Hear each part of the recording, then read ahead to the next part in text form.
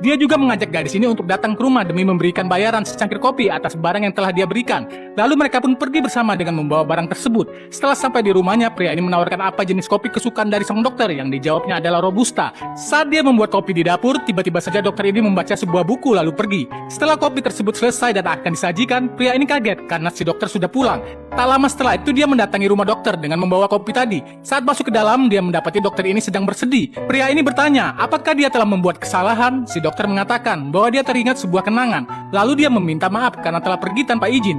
Pria ini berkata, biasanya seseorang mulai menangis sejam setelah dia berbicara, tapi dokter ini menangis hanya 5 menit setelah itu. Kemudian dia memberikan secangkir kopi yang dia bawa kepada dokter dan memandang-mandang tempat ini. Di antara beberapa koleksi buku yang ada, ternyata pria ini menemukan sebuah buku puisi lalu membacakannya. Sebuah pelukan terjadi sebagai tanda perkenalan dokter cantik ini dengan suami tetangganya, di mana saat dokter ini menyanyikan sebuah puisi, pria ini begitu menikmati lagu yang dia nyanyikan, sehingga mereka pun menjadi akrab. Keesokan harinya ketika selesai bekerja, secara tiba-tiba dokter cantik ini datang untuk menjemput pria ini dengan mobilnya. Saat berjalan, tiba-tiba hujan turun, lalu mobil ini berhenti seketika.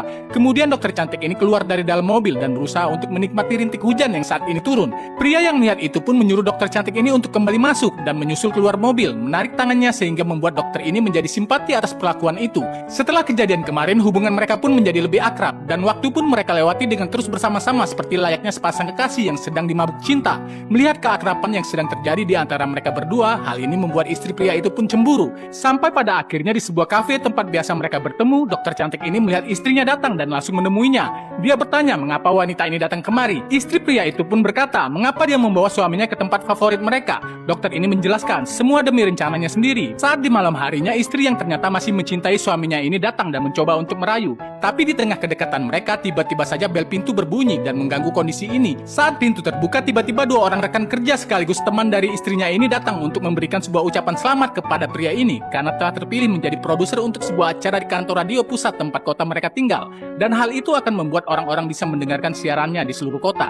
Tetapi di balik itu semua, suami istri ini akhirnya harus terpisah karena pekerjaan mereka. Di dalam perayaan itu juga pemuda ini tanpa sengaja berkata bahwa temannya ini akan mendapatkan kebebasan yang selalu dia inginkan, sehingga perkataan tersebut membuat pria ini terdiam seketika. Setelah mengatakan hal itu, kedua orang temannya ini kemudian pergi meninggalkan mereka. Mendengar apa yang disampaikan pemuda itu barusan, pria ini pun kemudian memahami apa yang terjadi. Namun istrinya mengatakan bahwa dia merasa senang jika dia tetap tinggal di sini bersamanya. Tapi pria ini menyangkal perkataan tersebut, sehingga terjadilah perdebatan di antara mereka. Lalu bagaimana cerita ini selanjutnya? Saksikan next part.